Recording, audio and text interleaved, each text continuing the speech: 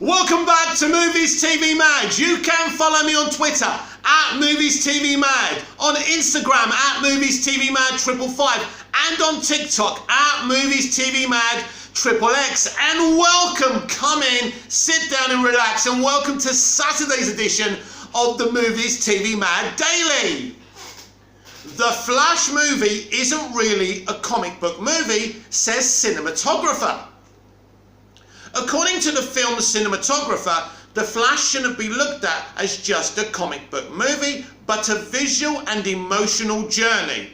Nothing wrong with that. In fact, I think this is great. By Josh Planisi of Screen Rant. According to the film's cinematographer, The Flash isn't really a comic book movie. Ezra Miller's first solo outing as Barry Allen, The Flash, in the DC Extended Universe entered production earlier this year. The film is being directed by Andy Muschietti and written by Christina Hodgson, who is also writing the screenplay for HBO Max's Batgirl movie, taking place after the events of Justice League. The Flash will explore its titular speedster's ability to manipulate space and time. About Batgirl, by the way, a little update. One of the guys, Instagrams, who's directing this, directing this, actually was showing off the script. He showed us a picture of the outside of the script, so that's ready. It looks like they'll be ready to shoot that very soon.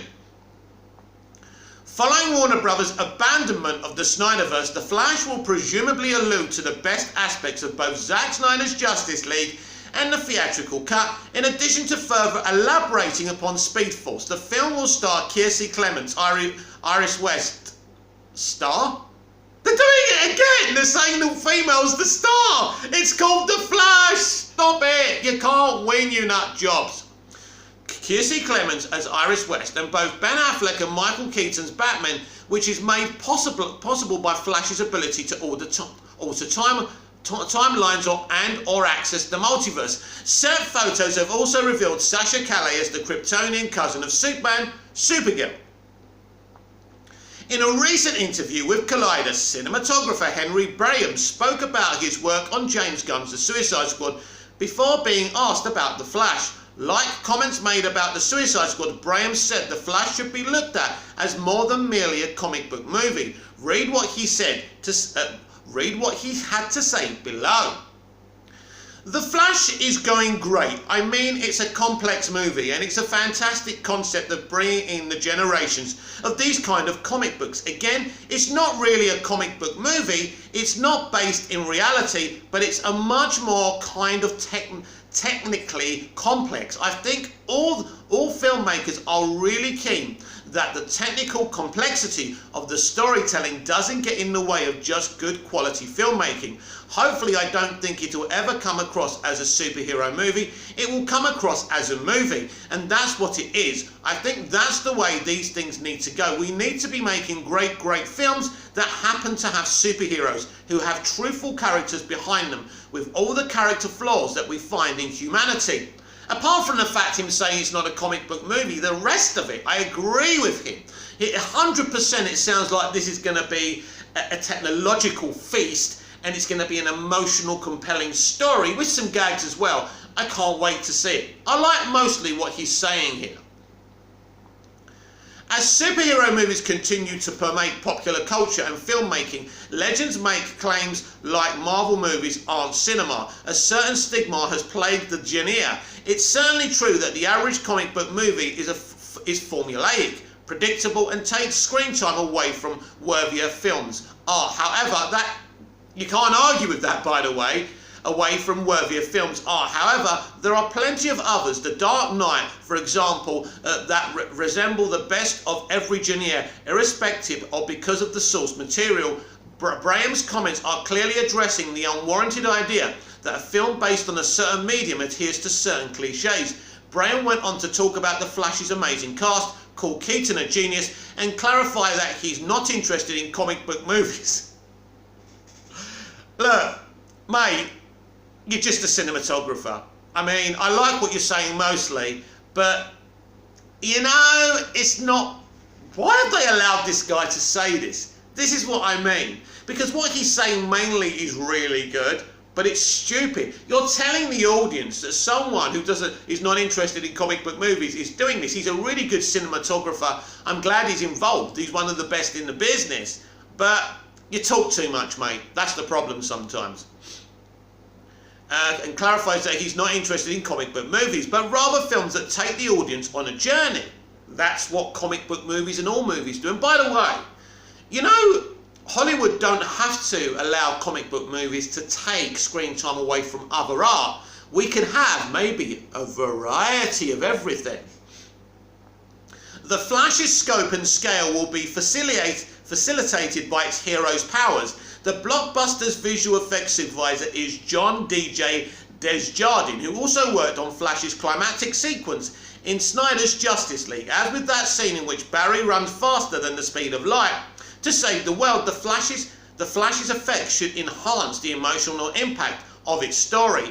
In the wake of Justice League's lackluster reception in 2017, continuity has been thrown to the wayside. The Flash looks to be a technologically impressive and nostalgia-driven reset button that aims to rival Spider-Man No Way Home. We hope so. That being said, The Flash isn't just a comic book movie, it's the studio's multiversal linchpin. This is all very true, all very true. So let's get our knives and forks in the right hands and get our napkin out and dive into what's been said here. Basically, Warner Brothers are going to get their limousines out and say, this is what we can do. Warner Brothers can do anything. Warner Brothers can make just as good a movie as Disney or Marvel Studios. That's what they're saying. We are going to take this movie, we're going to take what this character can do. That's why we're doing this movie, because this character can literally, you know, run faster than the speed of light. He can travel forwards and backwards in time. And by doing that, he can change the effects of the multiverse. And we're going to use this and his abilities through this movie to reset the entire franchise. So this is huge. Everyone who speaks about this movie, everyone who's working on this movie is saying some very interesting things, but you don't come out and say, I'm not interested in comic book movies. I totally understand what this guy's saying here. He's saying, listen, this isn't just a comic book movie. Basically, he's saying, this is not Ant-Man. This is huge. This is massive. You know, this is a technologically, you know, it's a technological story. We're gonna do something that's never been done before. And the truth is, even in the Flash TV series, probably because of budgetary constraints, we've never seen the full powers of the Flash's time-traveling abilities. So we're going to see a lot of neat and cool stuff in this movie, and I think this is what he's trying to say. We're not just making a comic book movie.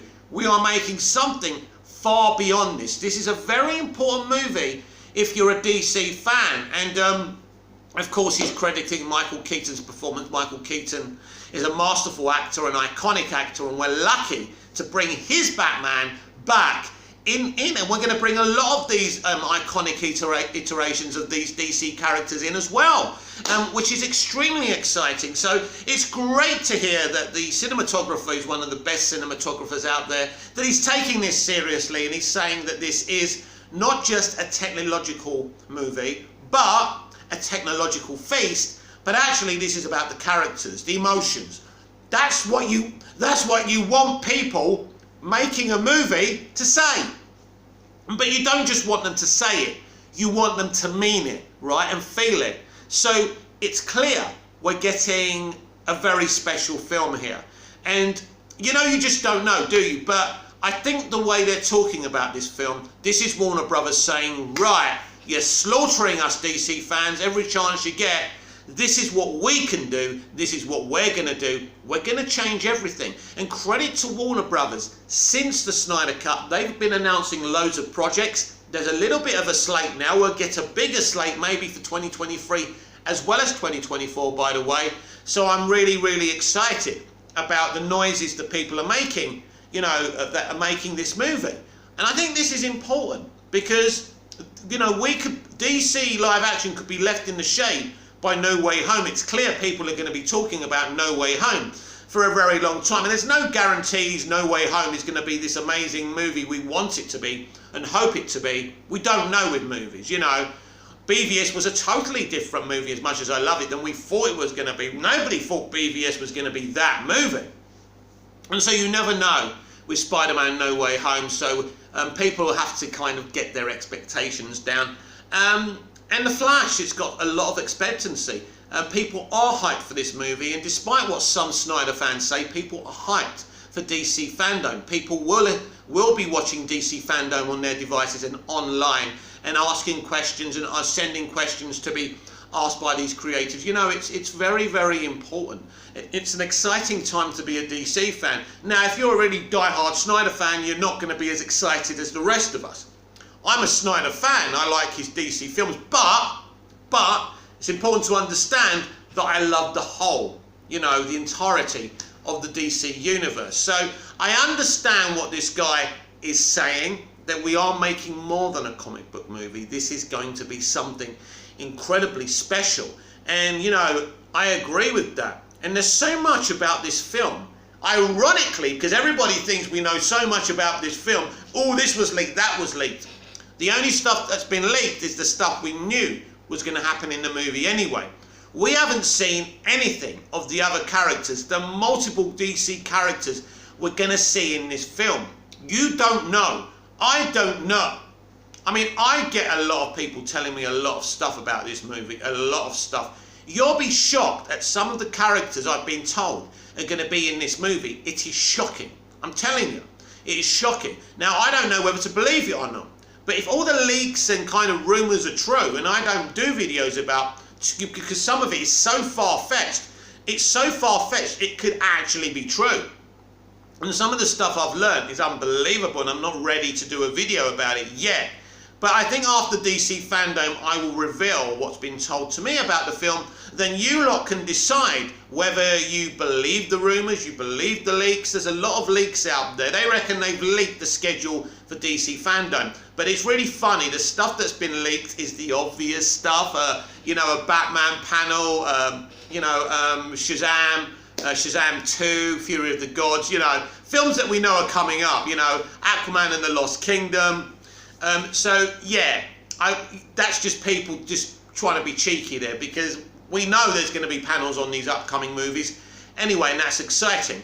We should be able to have a trailer. They're pretty much nearly finished Shazam Fury of the Gods now. Now, they're still making Aquaman 2, The Lost Kingdom, Aquaman and the Lost Kingdom. They won't be finished by DC Fandom, but just like Matt Reeves, I'm sure they'll be able to put a little something together for us, although we know James Wan doesn't normally like to rush trailers, so we may not see very much. It is going to be interesting. They're definitely going to talk about the movie, even if we can't see it. And I wouldn't want them to rush a trailer anyway, because I want everyone to see this film at its best. I don't want people seeing a rushed trailer, and I can assure you, neither does James Wan. You know, until we get to The Flash, and if The Flash is the movie everyone's boasting it's going to be, you know, then we can kind of not be behind the MCU, but we can be at least alongside it. For now, the MCU is always going to garner all the noise, because the Suicide Squad didn't change anything in that sense. Now, everything I've read from people about their experiences of watching the Suicide Squad are positive, but that film wasn't enough to change the negative narrative with the DCEU. But when Flashpoint happens, that is going to change everything. We're going to be on a different Earth, and you know, there's no arguments about canon anymore, or the Snyderverse. It is done, it is over, and for me, I welcome that personally.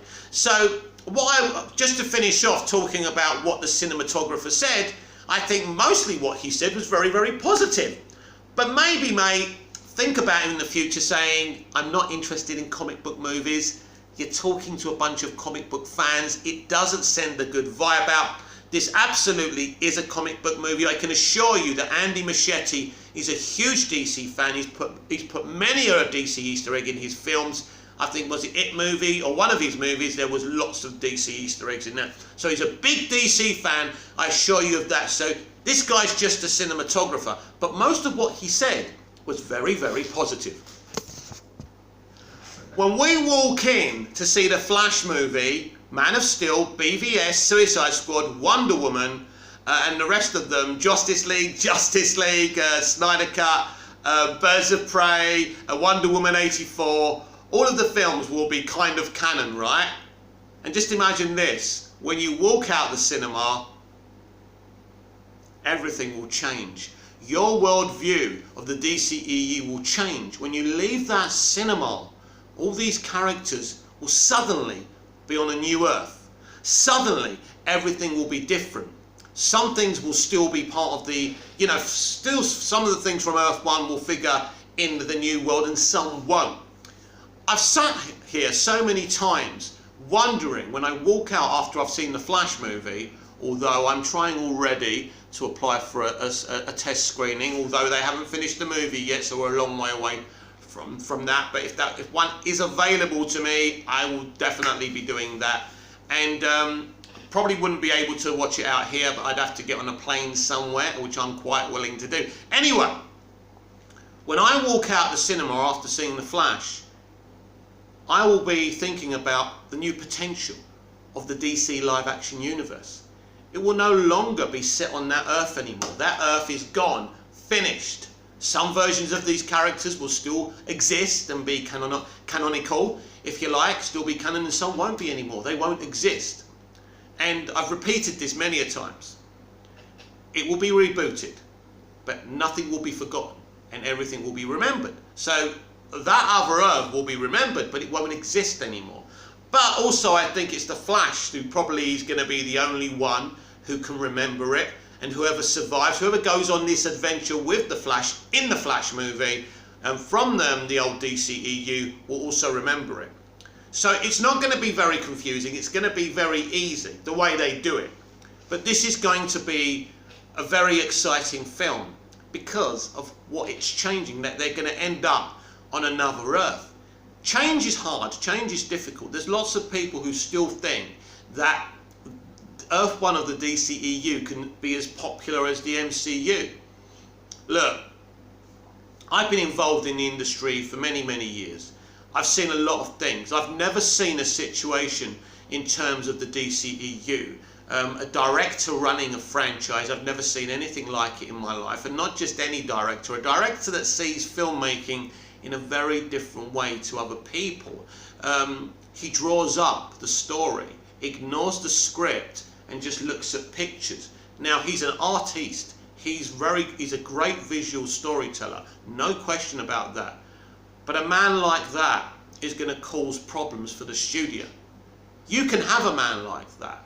You can have a man like that doing movies for even cinemas, but they can't be part of the central universe. This is where all the problems stem from. Putting Nolan in charge, then Nolan putting Snyder in charge. The mainstream didn't like it. The mainstream had issues with Zack Snyder as a filmmaker before Man of Steel anyway. So the toxicity and the negativity was there. I remember when Snyder was announced for Man of Steel, and I'm sure you remember it. It wasn't a very positive vibe on Twitter that day. And it was nothing like the vibe when Batfleck was cast. But then you look at it, he cast Batfleck, he cast Jesse Eisenberg as Lex Luthor. None of you are going to claim that you would have cast Jesse Eisenberg as Lex Luthor.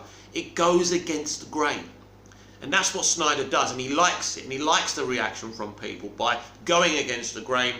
But it's not cohesive to a successful franchise.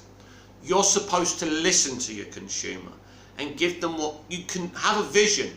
But if you feel the audience aren't going to go with that vision, you've got to say, no, man, I've got to put it to one side. I can't do this because I'm going to lose my job, right? No matter what your vision is. You can't just go stubbornly and blindly and say, I'm just going to do whatever I want. And I know some Snyder fans won't like that. And you know I'm a Snyder fan too, but I'm just honest. And I'm very direct. What kind of world will this new DCEU franchise be, or this new DC live action franchise be? It's going to be a world of many, many possibilities. It's going to be a world where anyone from the multiverse can slip through into this new world. I don't think we'll be visiting, unless we get another Flash movie, a Flash sequel, maybe we'll be visiting other Earths then, but I think it will be people slipping through onto our Earth, into this new Earth, which I believe will be the Batman Earth, but I could be wrong about that. Let's see what they do. It just makes a lot more sense if you want connectivity and a cohesive universe if it's all on the Batman Earth, seeing the Batman isn't going anywhere. This iteration of the Batman is the future. I expect him to join the Justice League. I don't believe this is just a trilogy. I don't believe this is a self-contained story. No, this will be part of the new DCEU. And so, just imagine it for a minute. Close your eyes. You go into that movie with the DCEU being one thing, and you walk out with it being another thing. That's magical. That's powerful. And not only that, you're introduced to a new Supergirl. Now, one thing, I don't want her replacing Superman, and I hope that's not what they're doing. Although that's what Hollywood are doing now, replacing women with men. It's a bit of revenge, really, because many years before, 30, 40, 50 years ago in Hollywood, it was all men, all white men, no minorities playing small roles and women playing small roles. But revenge doesn't mean equality. It never will. So hopefully we've got a version of Superman in this brand new Earth they're creating after Flashpoint. Hopefully it's Henry Cavill, but I just well, it's exciting because of course we are going to be visiting another Earth in this brand new Superman movie by Ta-Nehisi Coates and J.J. Abrams. And that's another interesting conversation. Is this brand new Superman going to be part of this brand new Flashpoint universe that they're all going to be a part of now? Is the Michael B. Jordan Val Zod, and I'm not saying he's playing him, but I think he will he be part of this new Earth, or will they be from different Earths? You know, Batgirl, will she be part of this brand new, the Batman Earth, or another one? People keep on saying she's going to be part of the DCEU. Yes, the DC Extended Universe, but not that old verse, no. And considering that, you've got to think about this as well. All these things announced are coming after the Flash movie. So, Ta-Nehisi Coates' Superman, after the Flash movie, right? Michael B. Jordan's Val Zod Superman, after the Flash movie. Blue Beetle, after the Flash movie. Do you understand? This is why all these films are being announced, because this is, this is post the Flash movie. So this is where, if they say it's set in the DCEU, it's set on this brand new Earth. Now, I don't exactly know what this franchise is going to look like, but I'm very excited. I'm a man who went to see Man of Steel and absolutely loved it. I went to see it 3 or 4 times. I was astonished how good it was. I enjoyed BVS. I even enjoyed the cinematic release of the Suicide Squad, the first Suicide Squad movie, Wonder Woman, the first one. It's one of my favourite comic book movies of all time. Zack Snyder's Justice League, I'm not mentioning Justice League. Zack Snyder's Justice League is an amazing film. Aquaman is an amazing film. I enjoy Birds of Prey, it's solid. I have some issues with it. Wonder Woman 84, I can watch it and enjoy it, but it has many, many problems. And James Gunn's The Suicide Squad is a marvellous standalone self-contained movie, although they do mention Star Labs, and you do know it's in the DC universe. They name drop Superman like they did in the first Suicide Squad. So there is some connectivity there.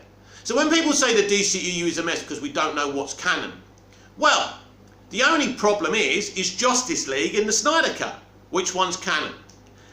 And I would imagine Warner Brothers wished it wasn't such a bad movie, because they'd probably say, well, that's canon. Well, it's not going to matter anymore whether that movie's canon or not, because we're rebooting the franchise. That's one of the points of rebooting the franchise. Now, you don't have to accept what I'm saying to you. You can say I'm talking utter bollocks. You're always welcome to comment down below as long as you're constructive. I won't block anyone who's commenting bad things to me, but at the end of the day, you will not get a reaction from me, and I won't be interested in you one little bit. You can be passionate. I respect passion, but you've also got to understand that I've got my ear with my sources. A lot of stuff I've told you, you must admit this, has come true. Not always, I'm not always right, and I've never claimed that, but I'm right a hell of a lot of times. And it's interesting, isn't it? Because, as I've mentioned to you before, it doesn't matter what follows, what attention you get, what views you get, you can still have connections to the industry, right? Always remember that. Always take notice of the little guy like me. Don't be idiots like the others who don't come to this channel because they think I don't know anything, I can't give anything to them. But I can. I know stuff. We should really do a question and answer edition of the Movies TV Mad Daily one day. So the Flash movie is coming. and it will dramatically change the DC Extended Universe forever. And I think it's a magical thing. I really do. That we'll be going into the cinema with this DCEU world intact, and when we come out, we'll be thinking about a brand new DC Extended Universe. And I think that is so cool. So cool. I want you all to use your imaginations again.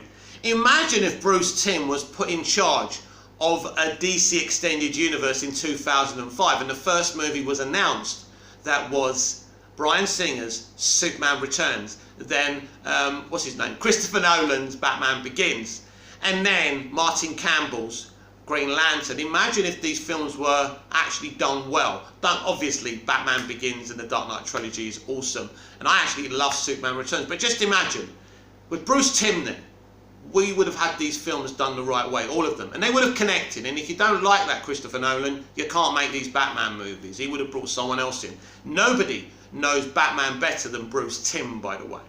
So we get these movies, and it's successful, and we get this universe, and we do it before the MCU. Imagine where the DC Extended Universe would be now if it was Bruce Timm that took over from Superman Returns, and it wasn't Christopher Nolan who was put in charge of making decisions on the DCEU franchise from Man of Steel. And then he wouldn't have been allowed to bring in Zack Snyder. But maybe Snyder could have been brought in to direct some DC movies. I would have been fine with that. We could have been there before Marvel. Bruce Timm understands this DC universe and these DC characters. People say to me, how would you do things then? And I've said it a billion times before. Bruce Timm has run an entire DC animated franchise. Some are standalone movies, some are part of the kind of central animated universe, and it all works and they're all beautiful. Some of them are really middling films and kind of underwhelming sometimes, but that's what a franchise does. But then you get the massive ones. You know, we're doing an Injustice. They're doing an Injustice movie based on the game. That's coming out very soon, and I can't wait to fucking see that. Inject it in my veins. Take my money now, right? So Bruce, there's no one better. Bruce Timm is still running that. Bruce Timm is still the big honcho of DC animation, and it's been a success. If he can do that with animation, which is actually harder to make and more time consuming, although it's easier with the voice cast because they don't have to go to a set, and I get that. Imagine what he could have done with a live action universe and the people he could have brought in. I think there would be no doubt we would be ahead of Marvel Studios now. We just didn't make the right decisions. Instead of having the DC Studios, they had DC Entertainment. You're going to ask me, what's the difference between a DC Studios and DC Entertainment? Well, DC Entertainment has got some interesting people involved in it. Of course, Greg Berlanti has been very much involved with DC Entertainment. Geoff Johns.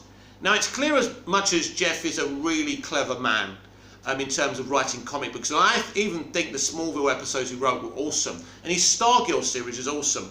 But he can't be put in charge of a whole franchise of movies, because that's where you can't fail. And this is why Bruce Timm would have been perfect. And I'm just thinking about what if like the Disney Plus animated MCU kind of series. But it is a what if. There's no question we would have been ahead, so far ahead of Marvel Studios now. But it seems in terms of DC live action, we've started well, then we've made mistakes. And I've said it a billion times. What they did with the DCEU, who they put in charge of the DCEU, you can't do that. You need a producer running these things. And as I say, Bruce Timm is the perfect individual to run the franchise. Will it ever happen? I don't know. He's not getting any younger, by the way. But we do have Walter Hamada in charge right now. The Flashpoint movie will change everything. But it is very, very interesting to me where we go from here, whether all this succeeds or fails again, and where do we go from there. I think whatever your allegiances are, if you're a DC fan, you should want the Flash movie to succeed, because I don't know what will happen if it doesn't. This has been the Movies TV Mad Daily. I'm Mick, your host with the most. Just ask your girlfriends and your wives, and I will see you again in the next video. Don't forget to like, share and subscribe. Don't forget to hit the notification bell so you don't miss this perfection. I'm at Movies TV Mad on Twitter, at Movies TV Mad 555 on Instagram, and at Movies TV Mad XXX on TikTok. Until next time, I'll see you again soon.